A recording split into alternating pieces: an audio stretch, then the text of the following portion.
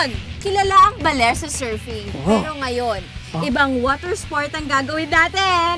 Hovercraft driving! Wow! Ayos! Exciting yung gagawin niyo yan, guys, ha?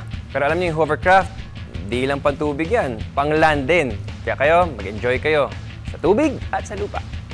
Salamat, Kuya Chris! Kuya Paolo, ano-ano po ang parts ng hovercraft? Meron siyang fan sa likod at meron siyang skirt sa ilalim. Yung fan sa likod yung nagpapagalaw ng hovercraft forward, yung skirts yung nagpapataas sa hovercraft para hindi tamaan yung ilalim. Eh, bakit po kayang umandar nito sa tubig at sa lupa?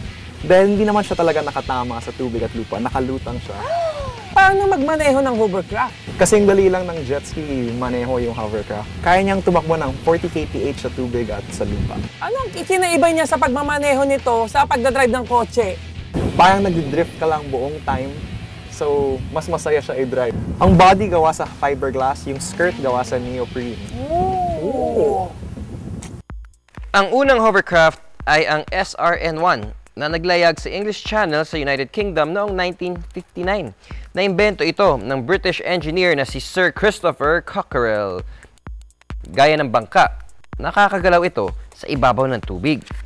At gaya ng eroplano at helicopter, gumagamit ito ng mga propeller o hélice para itulak ang hangin.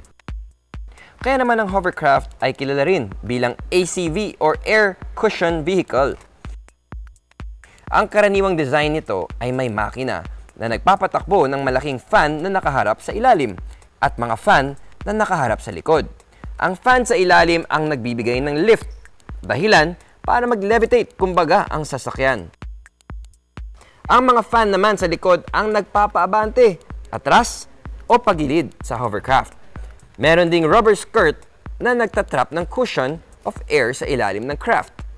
Ang hangin na ito ay nagsisilbing cushion o suporta para makalevitate at umandar ang hovercraft nang hindi sumasayad sa tubig o lupa.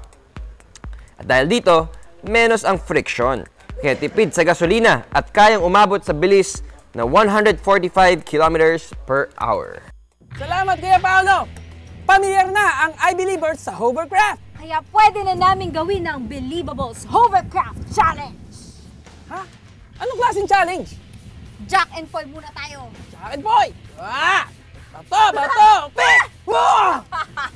Rodfield, dahil ikaw ang taya, ihuhulog ka namin sa laot. Wag! Teka, may pating? Wala! Tapos?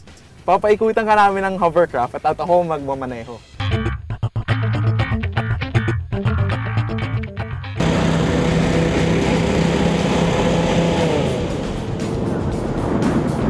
Okay, Kuya Paolo! This is Believables Hovercraft Challenge Round 1! Let's go!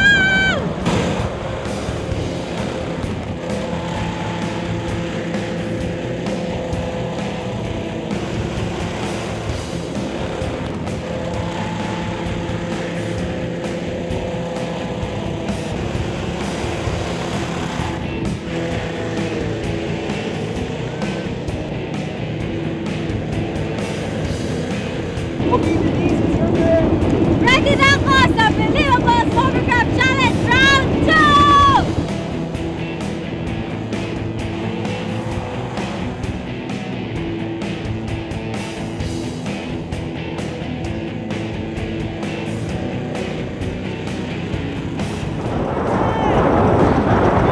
Grabe ka, Denise! Kinabahan ako doon!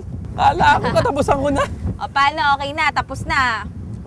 Not so fast! Palit naman tayo! Ako naman yung ikutan mo, ikaw magdadrive? Oh! Okay, anong mahirap doon? Kayang-kaya ko yan. Go! Oo, pero dito sa lupa. Ito na ang Believables Hovercraft Challenge Round 3!